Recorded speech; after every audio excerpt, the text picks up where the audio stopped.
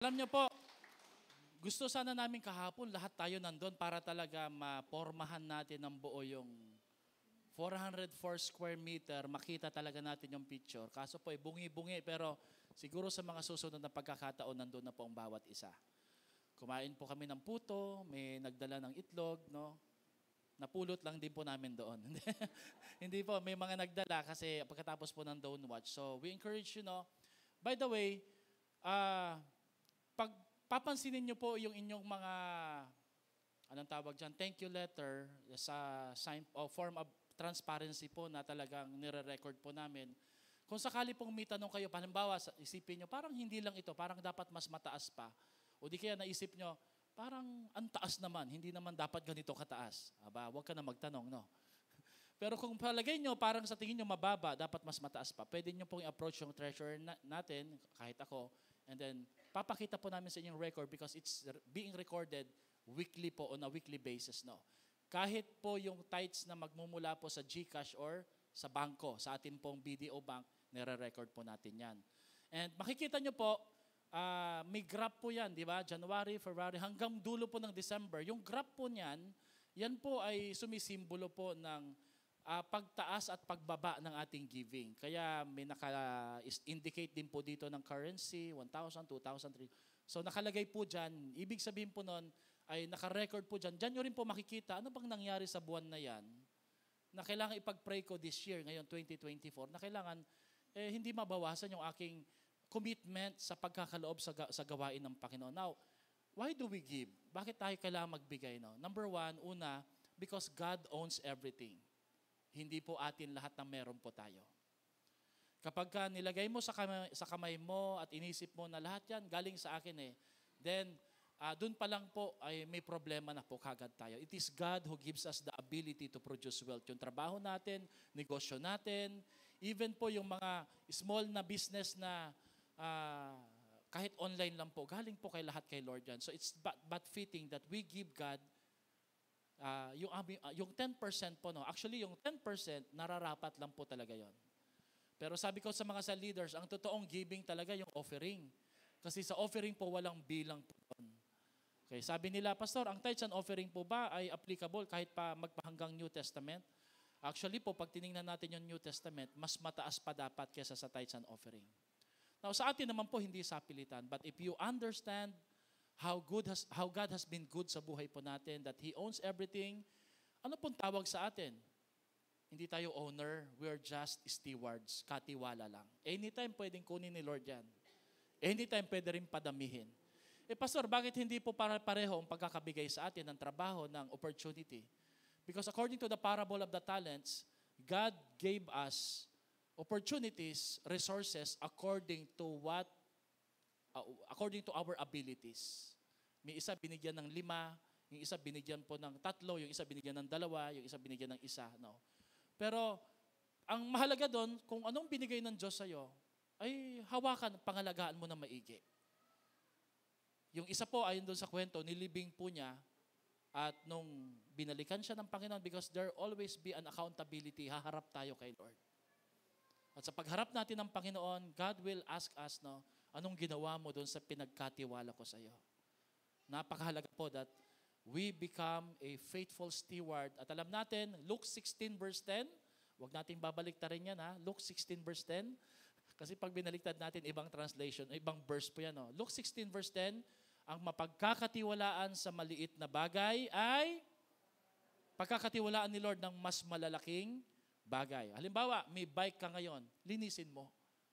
Alagaan mo. No? Pagka naplatan, pahanginan mo.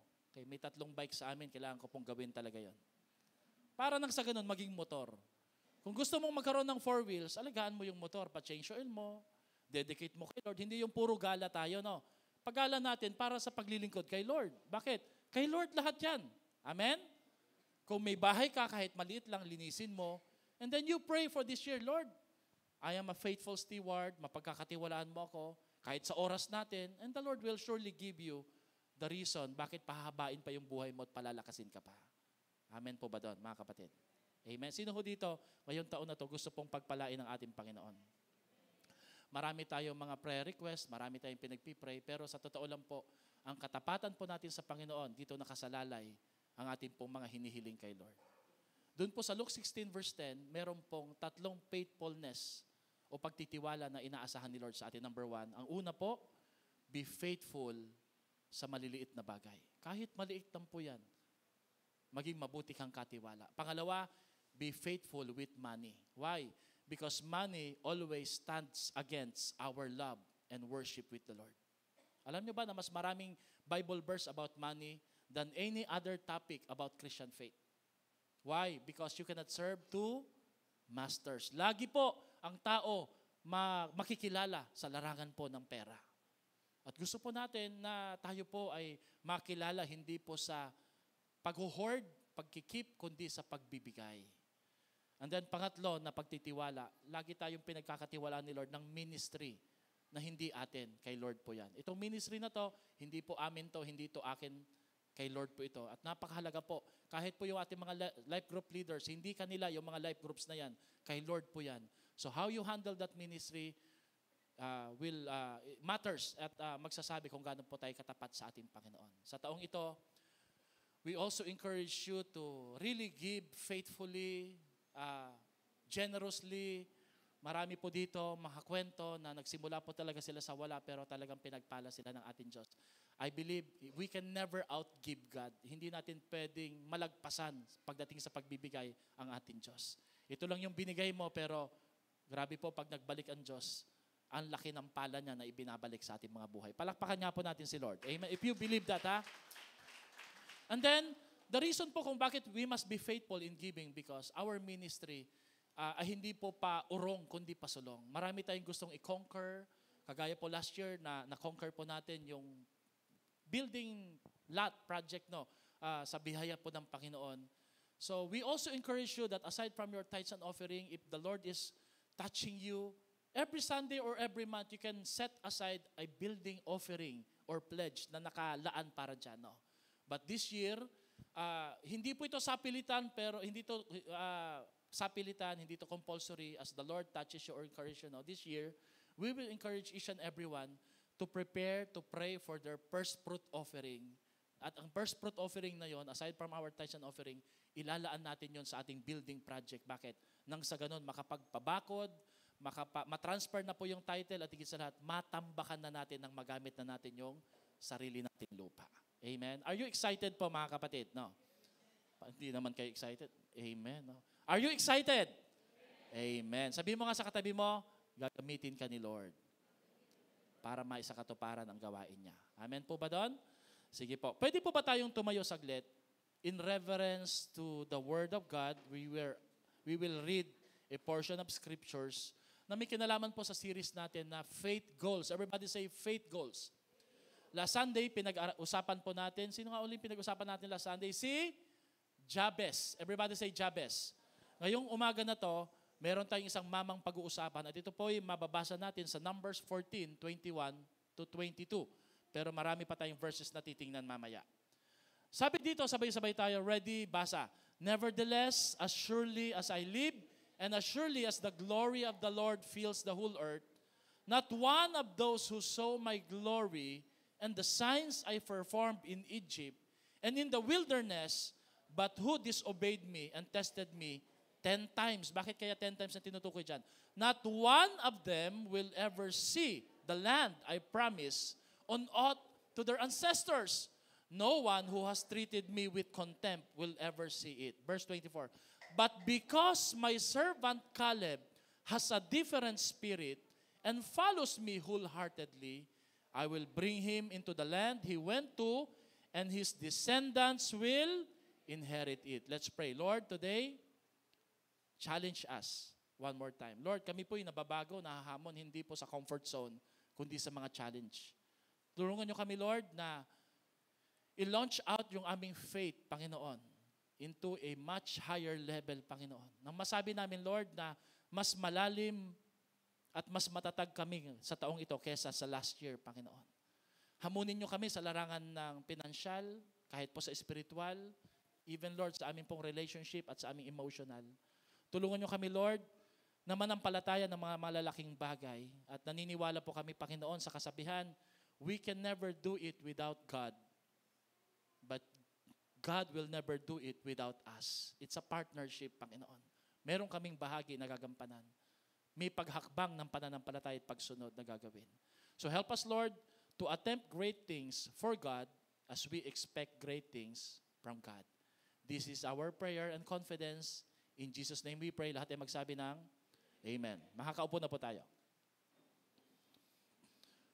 Ang pag-aaralan po natin ngayong umaga na to, pinamagatan ko po itong Caleb's Caliber. Sa Tagalog po, ang kalibre ni Caleb. Alam niyo po, nagbibiroan po kaming mga pastor, galing po sa tita ko na pastora, Tita Divine, sabi niya, dapat patayin na ang mga taong palibre. Tingnan mo nga yung katabi mo, kung palibre lagi yan. Lagi nagpapalibre. Sabi ni Lord, patayin na ang mga taong palibre dahil kailangang mabuhay sa taong ito ang mga taong di kalibre.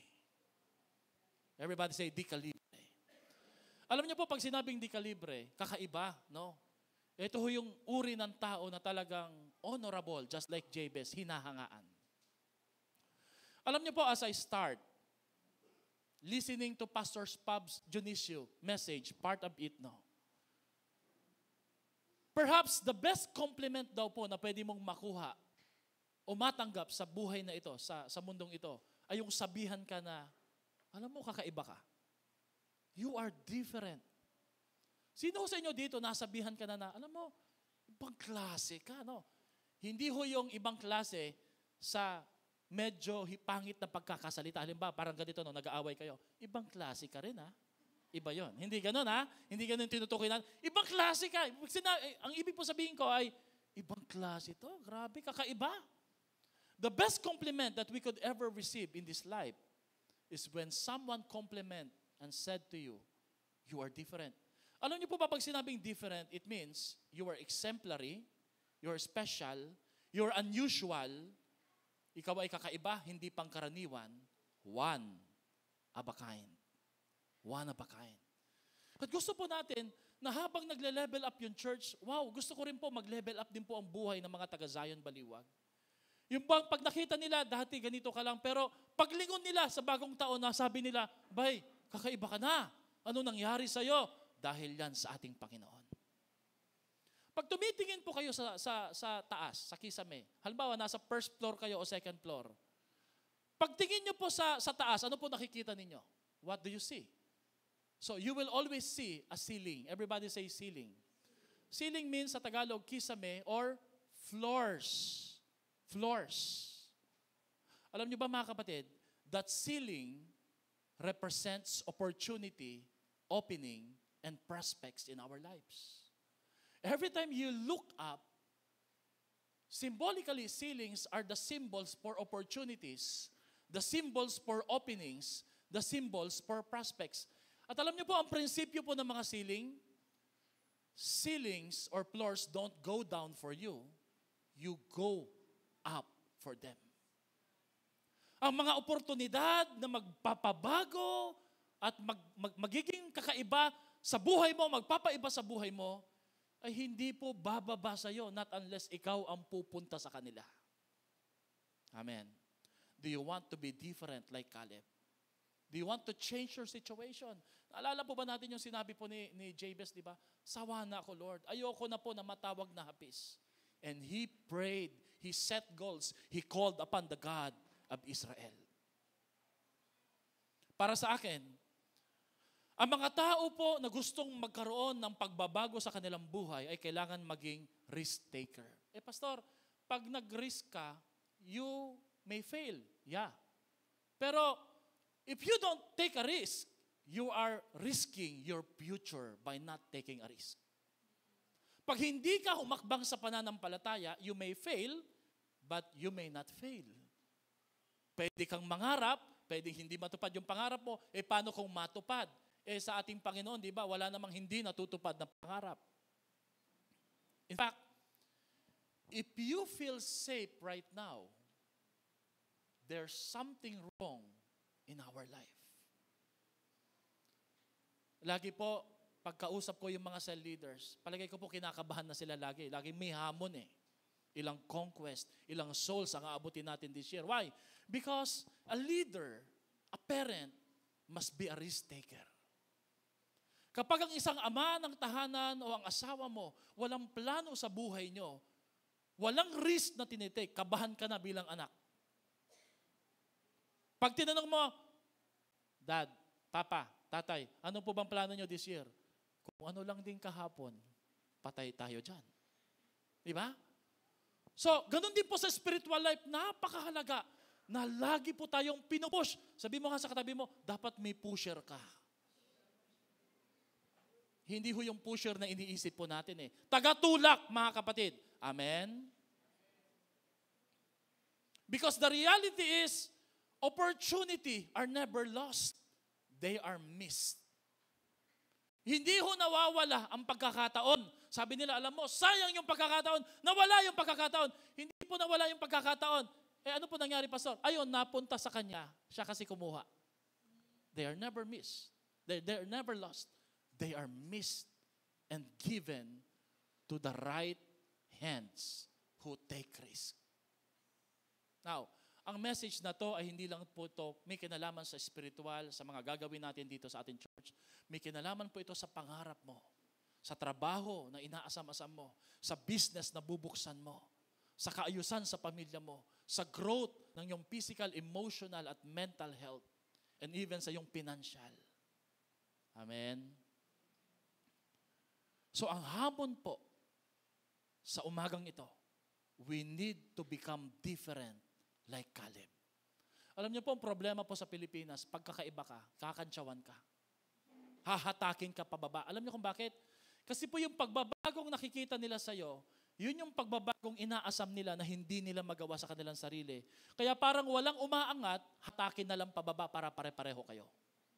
Alam niyo po, minsan, sinubukan kong mag-preach ng English. Ang dami pong nag-criticize sa akin, harap-harapan. Sabi ko, ang bihira, ngayon na nga lang ako magtatry mag-English ng salita, pakarabaw English pa eh. Pupunan ka pa eh. Bakit? Kasi nga po, ayaw po ng kulturang Pilipino na may umaangat. But as a Christian, sabi ko nga di po ba, how do you know if you're excelling?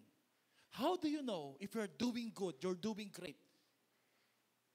Sa trabaho mo, sa pag-aaral mo. You want to know if you're doing great? When nobody compliments you already.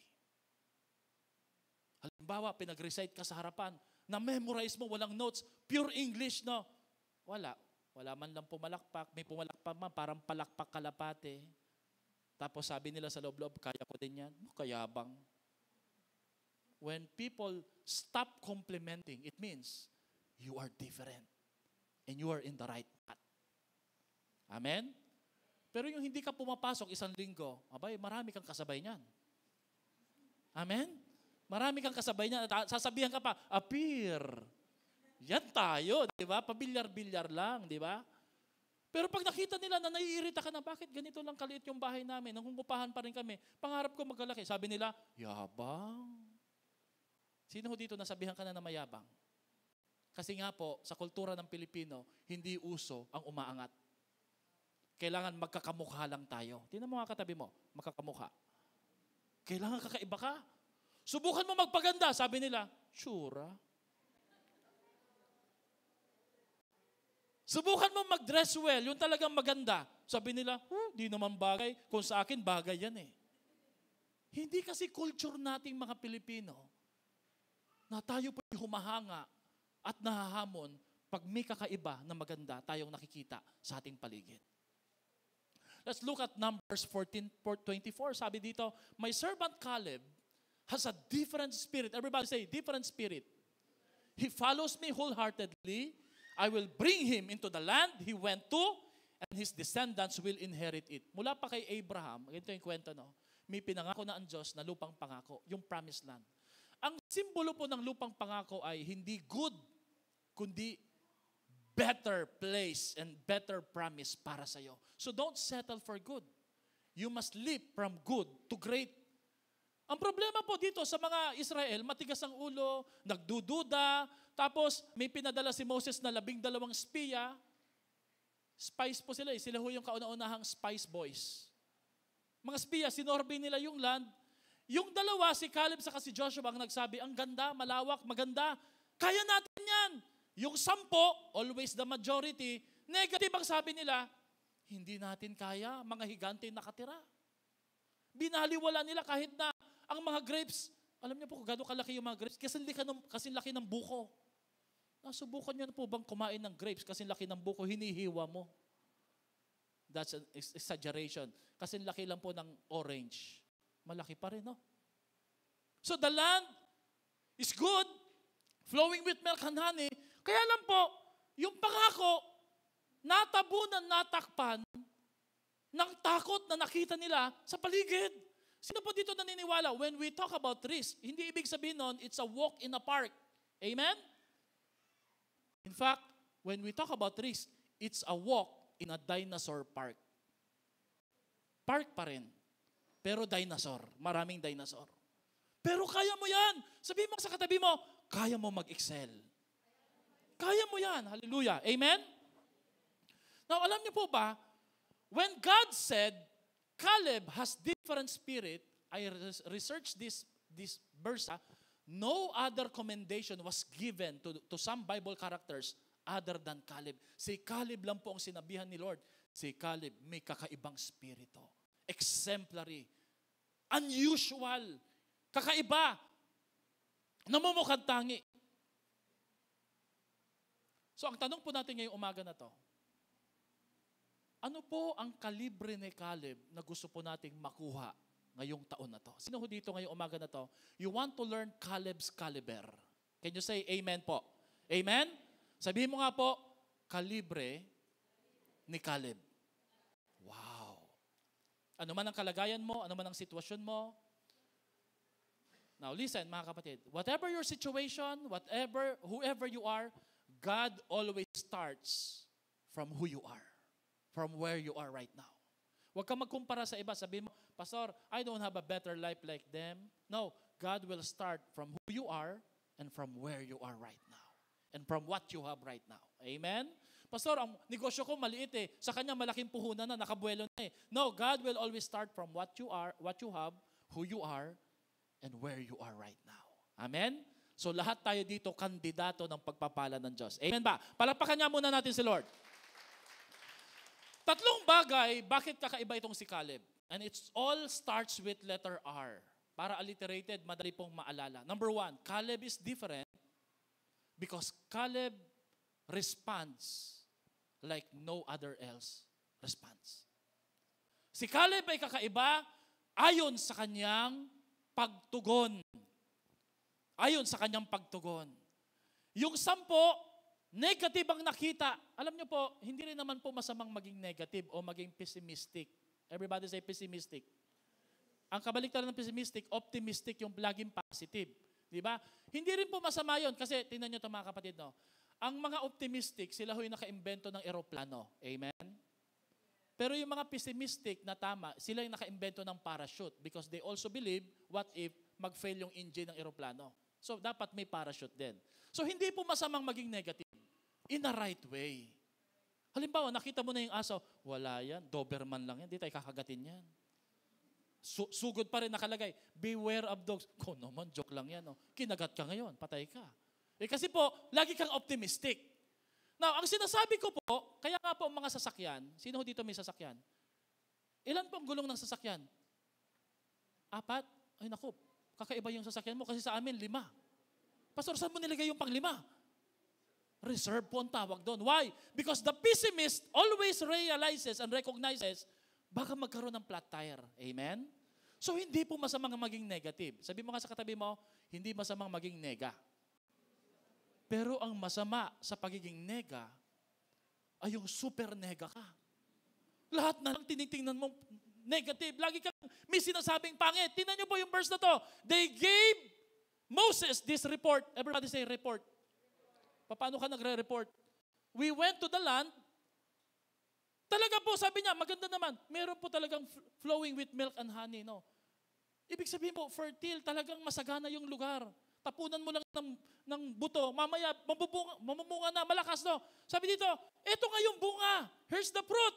But the people who live there are powerful. Tingnan niyo po yung salitang but. Everybody say, but. Yung but, masama lagi yan. Yung puwet, hindi, joke lang, no? Yung but, lagi pong pangontra eh. Pamatay eh, di ba? But the people who live there are powerful and the cities are fortified and very large. We even saw descendants of Anak there. Now, who is Anak?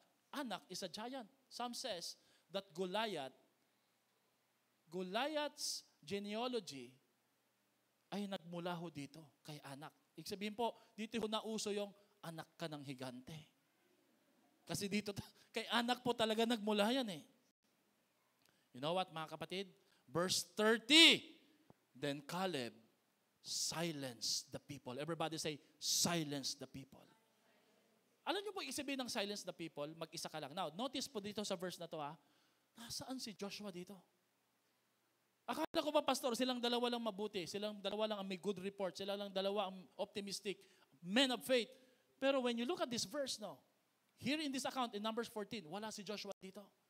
So sabi ni Caleb, kahit nag-iisa lang ako, sabi niya, naiiritan ako sa mga reklamo ng mga tao na ito, hindi natin kaya, hindi po pwede mangyari yan. Sabi ni Caleb, tumigil kayo. At alam niyo po sabi sa Bible, and the people quieted. Dito pa lang makikita natin that Caleb has a different spirit. Sino ho dito, sumisigaw ka na, hindi ka pa naririnig. Quiet! Wala pa rin eh. Ewan ko, there's just this spirit na kakaiba na meron po si Caleb na nung nagsalita siya, tumigil po sa pagsasalita ang mga tao. You know what, when the Bible mentioned about spirit, it's not just an attitude or skills that you can learn. It's a spirit coming from the Lord. Sa taong ito, pray that the Lord will give you that kind of spirit na namumukod tangi. Siyempre po, mamumukod tangi talaga yan. Bakit? Ang banal na Espiritu Santo ay sumasa iyo ba naman? Hallelujah. Nakikipag-usap ka pa lang. Yung taong kausap mo, hindi ka pa nag-o-offer, sabi niya, tanggap ka na. Why? There's just this countenance sa mukha mo na nararamdaman niya because of that spirit. Caleb does not react in times of crisis. He responds. Alam niyo po, may malaking kaibahan sa salitang react sa respond. Sabihin niyo nga po, react. Respond. Okay, let me give you an example now. Gaano ho kadelikado yung react? Yung react po, parang ito ho yung ginagawa mo sa social media. Magla-like ka, magpo-post, di ba? Napansin ko po, ang heart ay magkatabi po sa angry emoticon. Kaya pag nagkamali ka minsan, lalo na po pag malabo mata mo, ang nalagay mo, imbis na heart, I like it, I love it, ang nakalagay, I'm angry about it. That's reaction because reaction is very quick. Mabilisan. Pero ang response, iba. Tingnan nyo po ha. A reaction is automatic, fast, easy, unconscious. Reply kagad, walang isip-isip, walang pray-pray. Walang payo-payo. And it fuels stress. Dito tayo nagkaka-stress. Sabi mo nga sa katabi mo, parang ikaw yung topic ngayong umaga na to. Amen? Alam nyo, maraming mga dito mga patola, taga-patol, di ba? Pero alam nyo po, a response is intentional, everybody say, slower, and requires attention. Parang sinasabi niya sige, pag-aaralan ko maigi anong sinasabi nyo. Okay, ano yung logic nito, anong spiritual, anong practicality nito, Hanggang nakita po ni Caleb, parang hindi na yata tama. Tama na. And then he respond. Everybody say, he respond. When Caleb responds, he quiets people. Napapatigil na sila. In other words, have this spirit na handa mong patahimikin ang spirito ng pagdududa sa inyong life groups, sa inyong bahay, sa inyong negosyo. Have this different kind of spirit na handang mag-take ng risk, mangarap at manampalataya sa buhay na Diyos. Do you have this kind of spirit? Did you know that this spirit can only be present when you have the Spirit of God sa buhay mo? Amen? Question. In times of crisis and challenges, do you react quickly or do you respond slowly? Dito tayo napapahamak. Ikaw ba'y pabigla-bigla, padalos-dalos, impulsive, o ikaw yung tipong you step backward, you look at the situation, you analyze it, and then you pray about it, and then you calm your emotion, and then you respond pag okay ka na. Ayos na.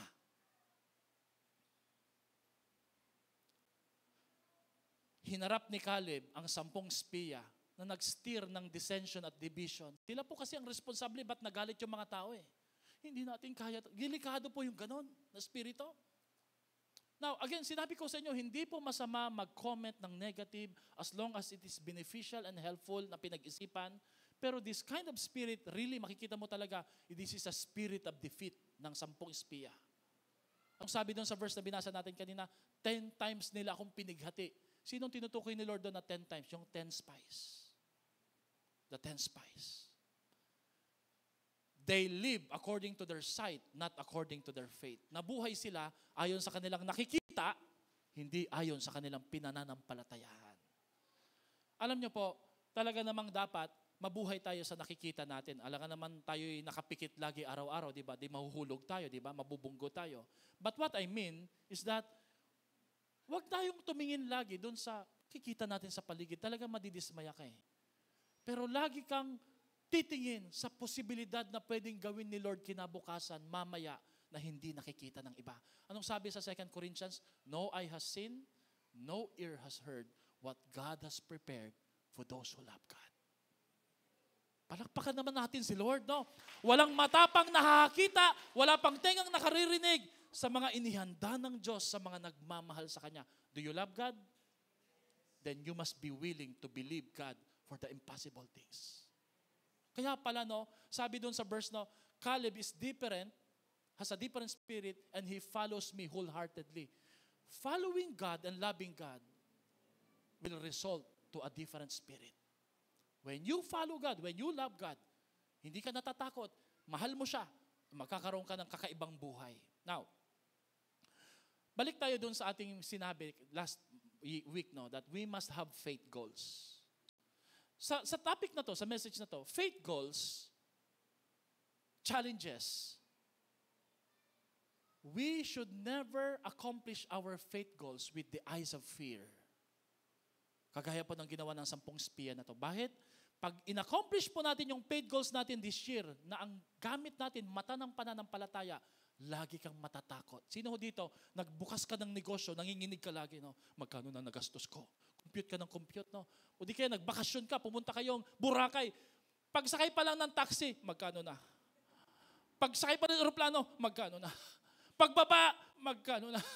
Hindi mo na-enjoy. Andang nalaman mo na lang, pauwi na kayo, magkano na? Alam mo kapatid, no? Walang calculator na sasapat sa pangangailangan natin, no? Sino ho dito naniniwala? Pagdating sa pangangailangan mo, yung calculator sumasabog. Hindi sapat. Hindi talaga ano eh. Pero alam niyo po, may kakaibang calculator ang Diyos na sasapat. At ang tawag ho dito, the faith calculator. Kaya yan. Magagawa natin yan. Sa biyaya ng ating Panginoon. Amen? Ako po, yung mga cell leaders, nangangarap po uli kami. Pupunta kaming Boracay. Kahit po, cell members pwedeng sumama, basta kaya po natin. KKB, ha? Oh, yung gusto pong mauna na, pwede na magsagwan, dahan-dahan. Kaya po natin yan. Amen? Sa biyaya ng Panginoon, dapat may kinoconquer tayo. Dapat talagang may mga moments tayong chine-cherish, inaalala, nasasabi natin, wow, napuntahan namin yan. Hallelujah. Amen ba? Now, ano po ang resulta ng mata na may takot sa kinabukasan? Now, I'm not judging you because just like me, we are all the same. Normal sa atin ang matakot. Amen?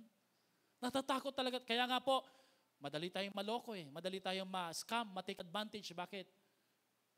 Sobrang nagkukunwari tayong matapang pero yun pala, nadedenggoy na tayo. So just like me, lahat tayong matatakutin. Pero let me show you, anong nangyari sa kanila dito when they see their future with the eyes of faith. The 5 negative results. Number 1, they overemphasize the negative in their lives.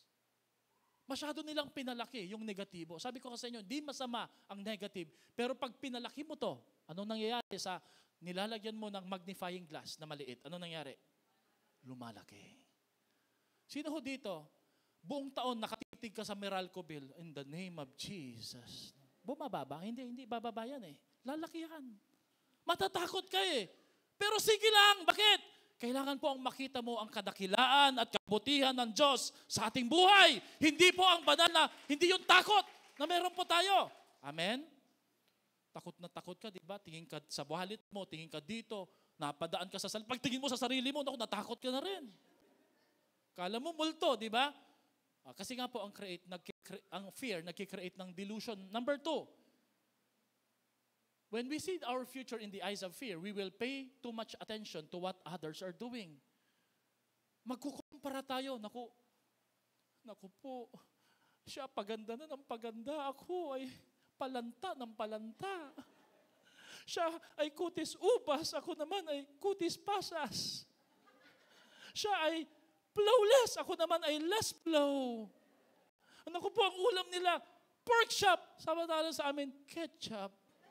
Alam niyo po, huwag kang magkukumpara. Bakit? Wala kang kakompetensya sa buhay na ito. Ang kakompetensya mo lang, yung nakaraan mo para lagpasan mo at tapatan mo sa kabutihan ng Diyos. Amen? Alam niyo po, lagi kang tingin ng tingin sa kapitbahay mo. Ano na nangyari dyan? Ano na nangyari? Hindi mo matatapos pinagagawa ni Lord sa'yo dito. Kahit sa faith journey natin, huwag kang magkumpara, no? Para yata ang galing na niya, ako naiiwanan, no? Sabi nga sa Bible, di ba, ang nauuna, nahuhuli, ang nahuhuli, nauuna. May kanya-kanya tayong takbuhin sa buhay.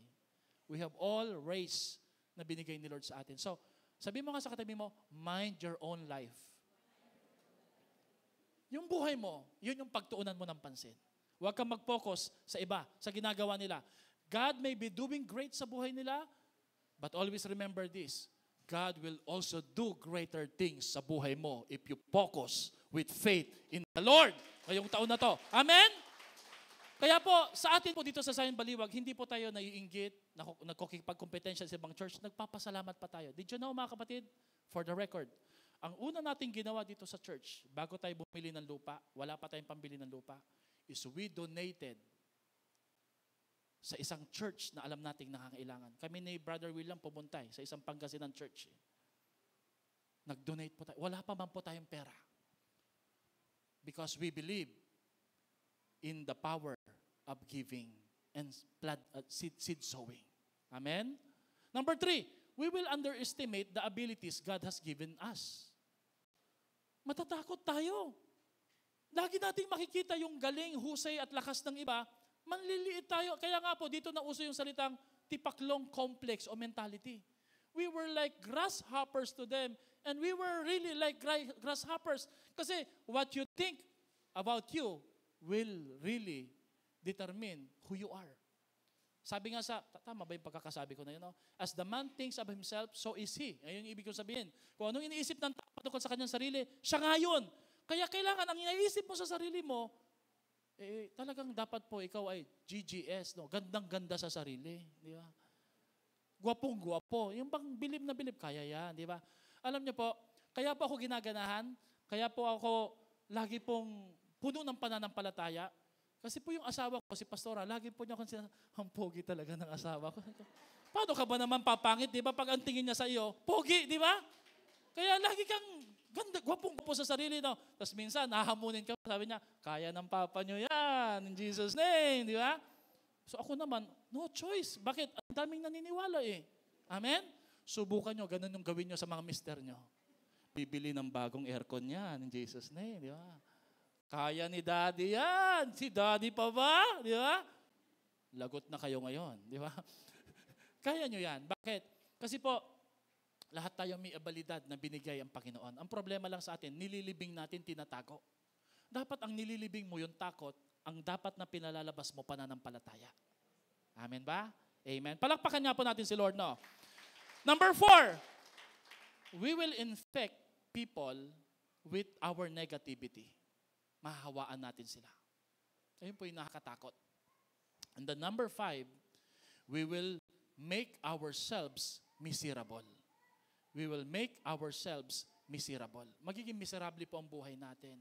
Lagi tayong iiyak, malulungkot, magsisisi, mapupuno ng regrets at sasabihin natin, Pwede naman pala ako mag-serve kay Lord. Pwede naman pala ako mag-level up. Pwede ko palang gawin ito para sa Panginoon. Pero bakit pinahintulutan ko yung sarili ko na malimitahan ako?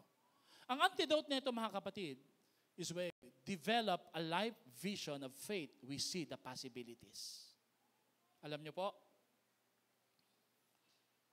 Caleb saw differently. He saw an opportunity and possibility. Hindi po niya nakita ang kahirapan, hindi po niya nakita ang hadlang, ang nakita niya yung magagawa ng Diyos sa kanilang buhay. Sabi po ni Pastor Pabs Dionisio, tayong lahat ng mga Kristiyano ay tinawag ng Diyos sa mga bagay na hindi natin kaya. Mga kapatid, come to think of it, mga kapatid, no? Yung journey mo sa iyong negosyo at trabaho, no? Kaya mo ba nung una? Hindi.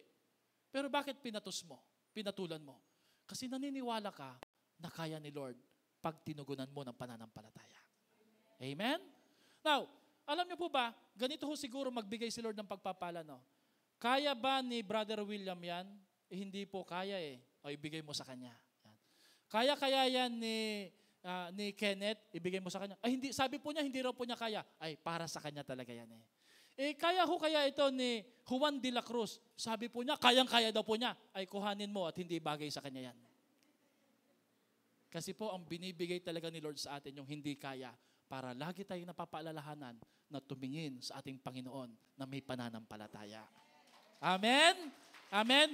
Kaya ngayong taon na to, may idea ka na. Ano po ba, Pastor, ang i-conquer ko? Yung mga hindi mo kaya. Hallelujah. Parang wala nang tumugon ata. Natahimik na, no? Sabi nila, bahala ka na dyan, Pastor. Number 2, Caleb is different in the way he respects. Si Caleb ay kakaiba sa paraan ng kanyang pagtugon. Pangalawa, si Caleb ay kakaiba sa paraan ng kanyang pagrespeto. Mga kapatid, si Joshua magaling. Amen? Joshua magaling. Siya yung general, siya po yung naging kapalit ni Moses. Pero lagi niyong tatandaan, kung anong galing meron si Joshua, pareho lang sila meron din si Caleb. Magaling din si Caleb. In fact, ang dami pong tinalo si Caleb. Mamaya makikita nyo, 3 higanti pong pinatumba at pinatay niya eh. My point is this, no? Sa sobrang galing ni Caleb, he is also a candidate to become a successor of Moses. Hindi lang si Joshua. Pero wala kang mababasa sa Bible na siniraan, pinagtraidoran, pinagtaksilan, o inagawan niya ng posisyon si Joshua. Alam niyo mga kapatid, people with different spirit learns to respect and submit to their leaders. Ito hong si Joshua, si Caleb, mahusay pong magpasakop. Alam niyo po ba, ang ibig sabihin ng pangalang Caleb? Kal sa Caleb. It means wholehearted. Inillustrate nga po ito ng isang favorite pet natin, yung aso.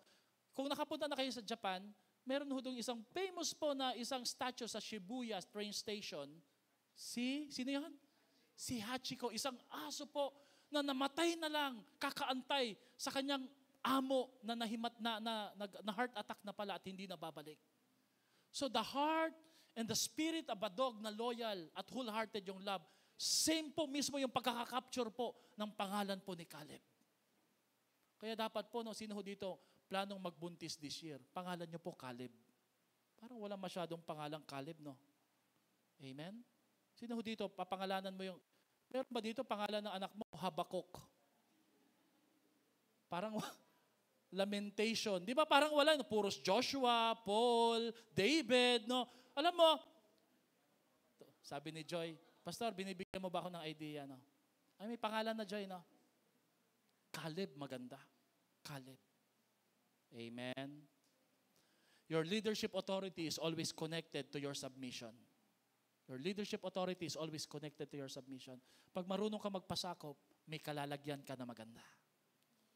Alam niyo po, sabi ni Pastor Alvin Bengson, sa kagustuhan po nating maging magaling, nakakalimutan nating maging mabuti.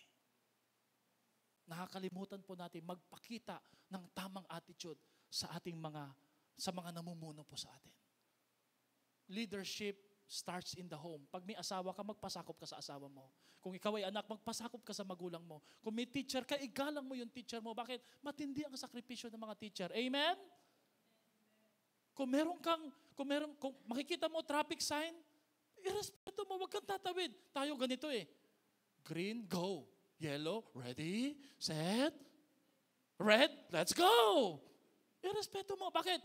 Authorities are given to us so that we must respect them. Amen? Alam mo kung bakit? Ibibless ka ng Panginoon pag marunong ka magpasakop. Amen ba? Pangatlo at panghuli, dito tayo magpo-focus. Caleb is different in the way he reasserts. When I say reasserts, yung pangako at pangarap ng Diyos sa kanya, hindi niya nakalimutan.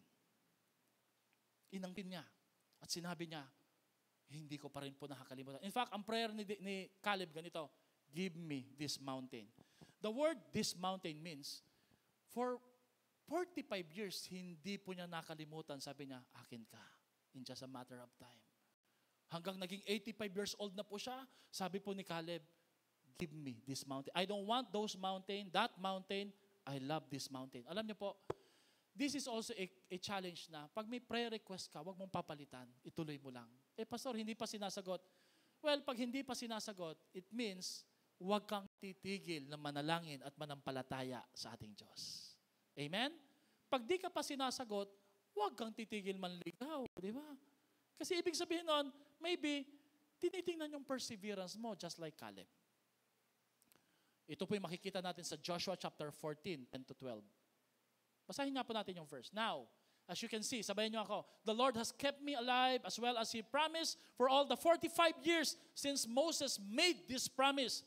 Pinangakuan kasi siya ni Lord through Moses na merong kang, pamana Caleb, yan yung bundok para sa'yo. So, even while Israel wandered in the wilderness, today I am 85 years old, kalahati na kanyang buhay. I am as strong now as I was when Moses sent me. Sabi niya, malakas pa rin ako, and I can still travel and fight as well as I could then. Kung gaano ako kalakas noon, nung 45 pa ako, kaya ko pa rin gawin yung mga ginagawa ko. Ngayon, na 85 years old na ako. Taas kamay po dito yung 85 years old na. Wala pa. Kaya mo pa. Ibig sabihin, kung hindi ka pa umaabot ng 85, di ba? Caleb recognizes the grace of God that makes him alive. Ang kanyang lakas, ang kanyang pagiging buhay ay isang patunay na mabiyaya ang Diyos sa kanya. Sino ho dito nagtatanong ka, nagpapasalamat ka na buhay ka pa rin hanggang ngayong taong 2024? Amen? Are you thankful? Why? Because you are alive today because God wants you alive. And God wants you alive because God has a purpose and a plan for your life. Kasi kung wala ng plano si Lord sa buhay mo, kinuha na tayo. Amen?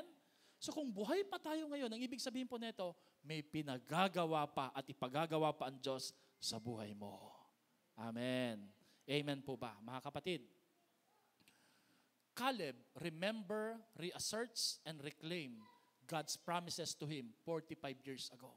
Are you willing to wait para matanggap mo ang panalangin sa Panginoon? Siguro po yung iba sa atin, di naman siguro abot ng 45. No?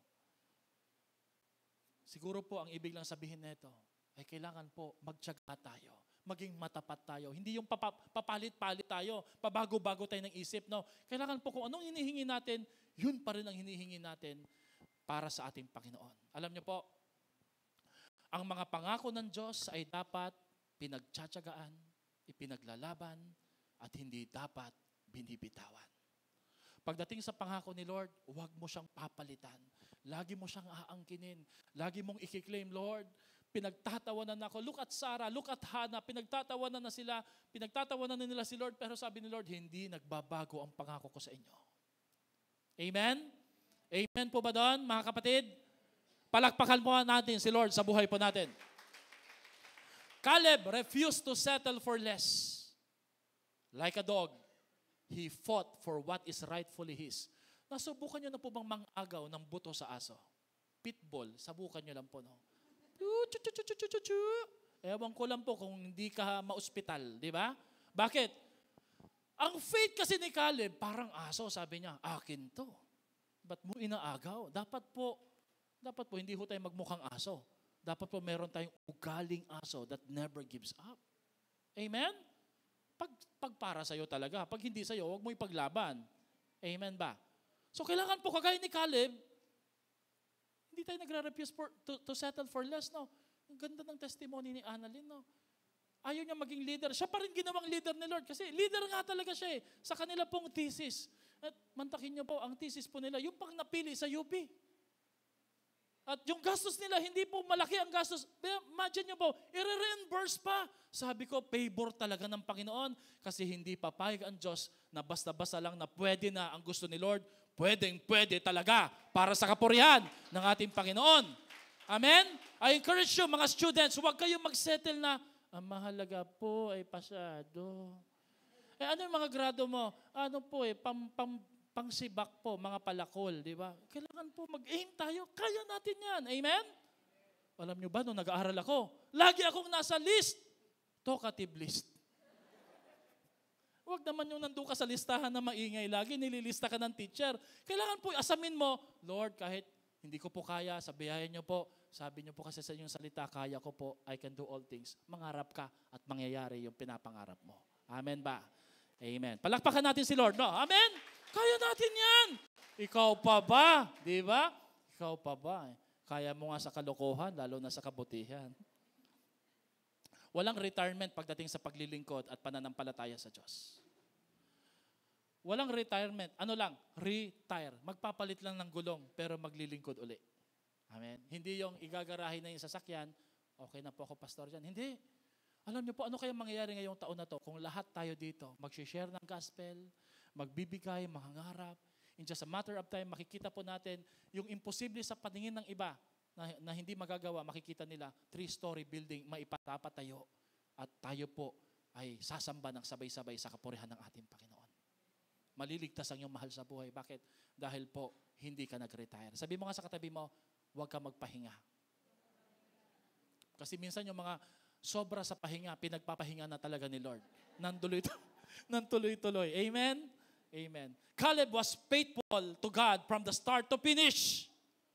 Ang matatapat sa pagsunod sa Diyos ay laging may blessing at reward sa ating God. Pag ikaw ay matapat hanggang sa dulo, hindi ka makakalimutan ng ating Panginoon. Pwede kang kalimutan ng iba. At sabi ko nga sa inyo, huwag kang aasa sa pangako ng tao. Umasa ka lang sa pangako ng Diyos dahil pag umasa ka sa pangako ng tao, masasaktan ka, madidismaya ka, iiyak ka. Pero pag umasa ka sa pangako ng Diyos, matutupad at magkakatotoo po ang pinangako ng ating Panginoon. Amen po ba doon? From start to finish, magpatuloy ka. Amen. You are never too old to set a new goal or dream sa buhay na ito. Alam niyo po, sabi ni Caleb, this is for the senior citizens, about isa sa atin. Sabi ni Caleb, alam mo, 85 years old na ako eh. Pero Lord, kaya ko pa. Malakas pa ako. May magagawa pa ako at makoconquer ko pa ito sa tulong ng Panginoon. Sabi mo nga sa katabi mo, may asim ka pa. Parang hindi maganda, no? Parang pangit yata, no? Di palitan natin, no? May magagawa ka pa. Ready, go? May magagawa ka pa, di ba, no? Itapon po yung mga mga tungkod, mga di ba? Kaya mo pang tumakbo, mag-serve sa ating Panginoon. Amen pa. When God gives you a promise, you should never release it. Huwag mong pakawalan. Panghawakan mo. Lord, sinabi mo eh. Lagi mong paulit-ulit kay Lord. I-review mo, Lord. Di ba sabi mo, Panginoon? Gagawin ng Diyos yan. Tutuparin niya.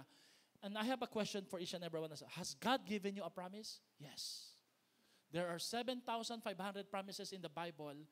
Bawat isa po sa atin may pwedeng kuhanin, angkinin, tanggapin, panampalatayahan, panghawakan. God has given us a promise to claim for this year. Amen po ba doon, mga kapatid? Both Joshua and Caleb were old. Gusto ko to eh. But God reminded them, hindi pa ako tapos inyo. Hindi ko kayo nakakalimutan. Alam mo, pag wholehearted ka kay Lord, kahit magkaedad ka, kahit tumanda ka, kahit makalimutan ka ng iba, hindi ka makakalimutan ng ating Diyos sapagkat maaalala ng Panginoon ang ginawa mong katapatan na paglilingkod sa Kanya. Sino ho dito nag-aalala ka? Sino kaya makakasama ko sa pagtanda? Huwag ka mag-alala, marami-rami tayo. Yun, katabi mo, kasama mo yan. Amen? Kumakanta ka pa, kasama ka sa pagtanda. Pero you know what? Ang pinaka-the best na kasama mo sa pagtanda ay ang ating buhay na Diyos na hindi ka iiwanan ni pababayaan man. Ganun po katindi yung love ni Lord sa atin, no? Amen? Na pati ang ating past, present, future, nakasecured sa Kanya. Hallelujah. Question.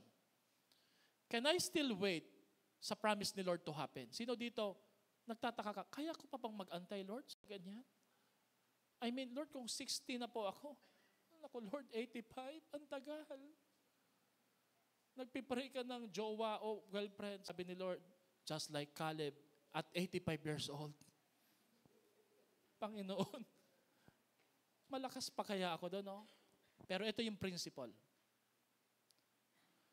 God did not only preserve the promise for the man, Caleb, but He also preserved the man for the promise.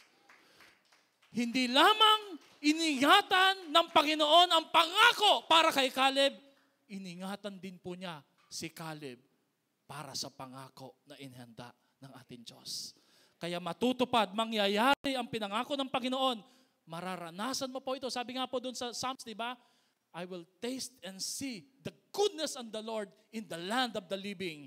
Matitikman po natin ang mga pangako ng Diyos, pati sa ating mga anak. Sino dito nangangarap na makikita mo yung anak mo na maisasayaw mo sa kanyang 18th Roses Dance ba yan? Tama? Makikita mo sila na nagtatrabaho, nagkakaasawa, di ba? Makikita mo yung mga panahon na ihahatid mo na sila sa altar, di po ba? Sa grace lamang po ni Lord, mangyayari po iyon. Hallelujah. Palakpakan natin si Lord sa buhay po natin. Preserve ng Diyos.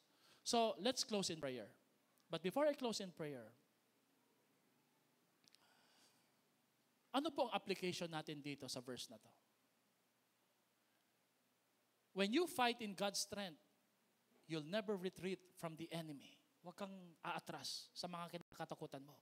Kapatid, ang pinag-uusapan natin ngayon, future. Pero kung ngayon pa lang matatakot ka, there's no future na pag-uusapan natin dito. Amen? Huwag tayong matakot. Sino ho dito, as a Zion Christian Fellowship Baliwag members, sabay-sabay tayong mangangarap at uunlad at magpapalakas, maglilingkod sa ating Diyos sa taong ito. Amen? Huwag ho tayong give up kahit may problema. Amen? When you follow the Lord with all your heart, you will never back up. You will never shut up, give up until you are caught up in heaven. Hanggat hindi tayo pinauuwi ni Lord, tuloy-tuloy lang tayo, kagaya ni Caleb, maglilingkod po tayo para sa ating buhay na Diyos. Pero may dalawang kaaway tayong tatalunin. Dalawang kaaway. Number one, you must defeat your grasshopper complex. Yung pong inferiority, yung lagi mong sinasabi sa sarili mo, hindi ko po kaya to. Sabi nga po ng ibang mga pastor, no, Panginoon, ito yung mga matatagal na mga prayer ng Panginoon, sa akin pong pag-akyat sa pulpito, sa aking pagsasalita, ikaw nawa ang makita, hindi ako. Sabi ni Lord, edi wag ka na lang dyan, ako na lang. Kailangan po, may confidence, dahil naghanda ka, pinaghandaan mo. Amen? So yung inferiority complex, yung low self-image, tanggalin natin yan. Yung tipaklong mentality, mukha lang kaming tipaklong.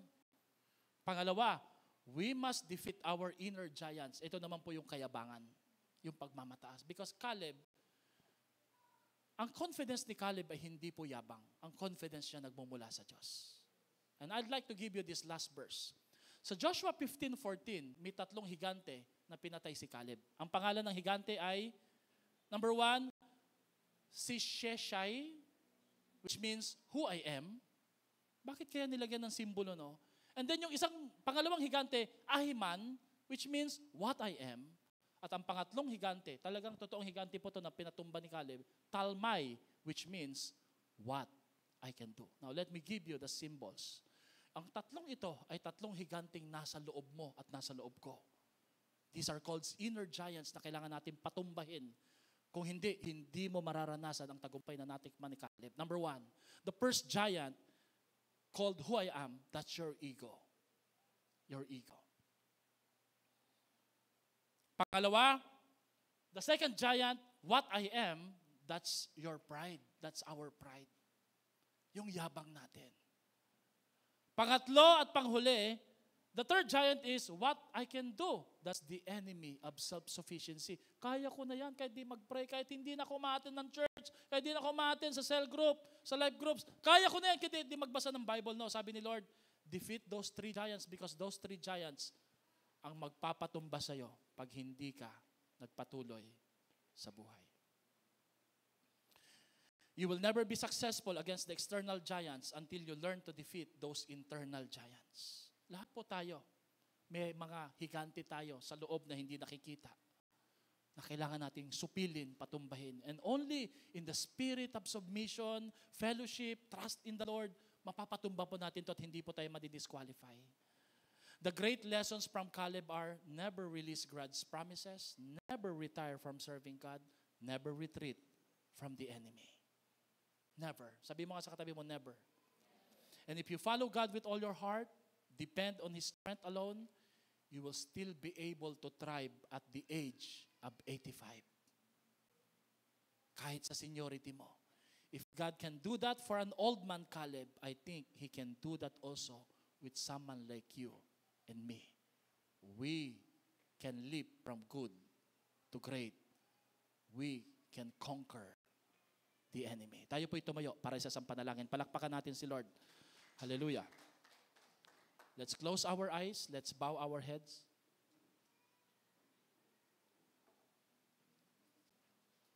Paano ho natin madadaig ang mga higanting ito? Only by the blood of Jesus. Ang banal na dugo ni Jesus makes you an overcomer. Makes you a more than conqueror. Kapatid, walang duda, ang DNA ni Jesus, if you accepted Jesus as your personal Lord and Savior, ang DNA ni Lord nasa iyo at nasa akin. Ang DNA ng Zion Christian Fellowship Baliwag Disciples, higit pa sa mananagumpay. Hindi ka dapat nagpapatalo sa nararamdaman, sa nararanasan, sa iniisip mo, sa paligid mo, sa sasabihin ng iba. Kailangan ikaw ay higit pa sa mananagumpay.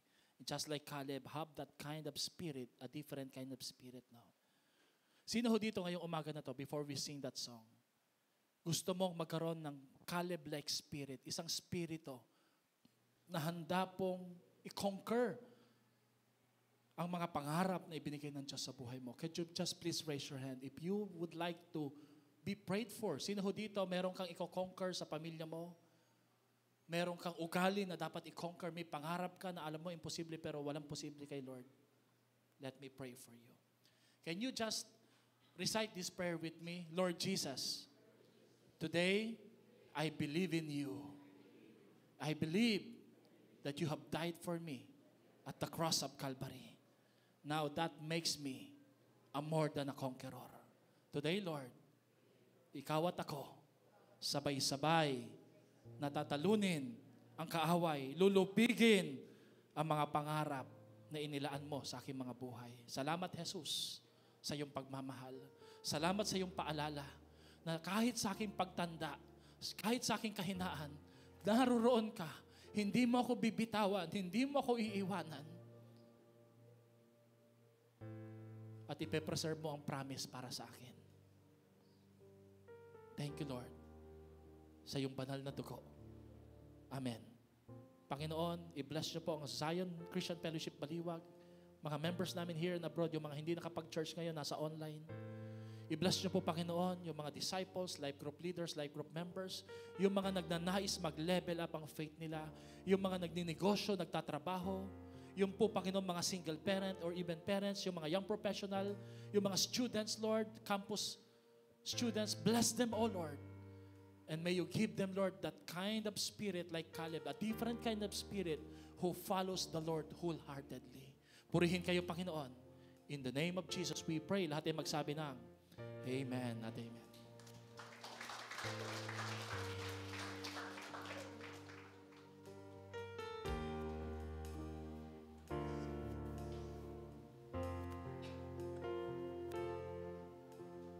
I was rich.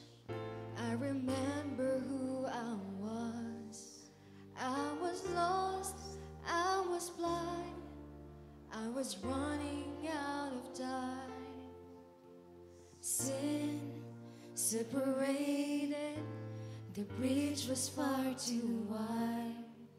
From the far side of the chasm, you held me in your side. So you made a way across the great divide.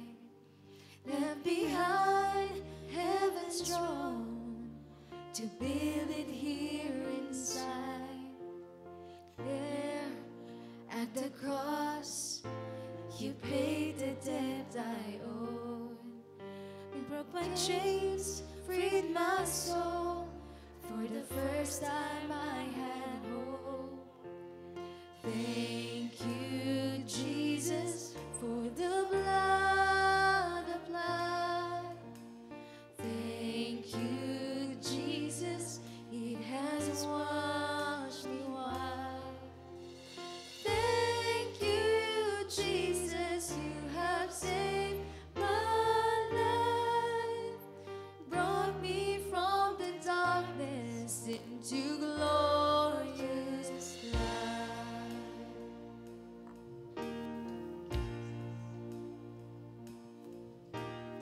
You took my place, laid inside my tomb of sin.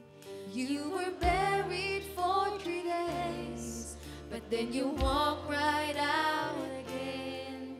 And now death has no sting, and life has no end. For I have been transformed by the blood of the Lamb. Thank you, Jesus, for the blood applied. Thank you, Jesus, you have washed me white. Thank you, Jesus, you have saved my life. Brought me from the darkness into glorious light. There is nothing stronger than the wonder-working power of the blood. The blood that calls us sons and daughters. We are ransomed by our Father through the blood. The blood. There is nothing stronger than the wonder-working power of the blood. The blood that calls us sons and daughters. We are ransomed by the Father through the blood. The blood. Sing.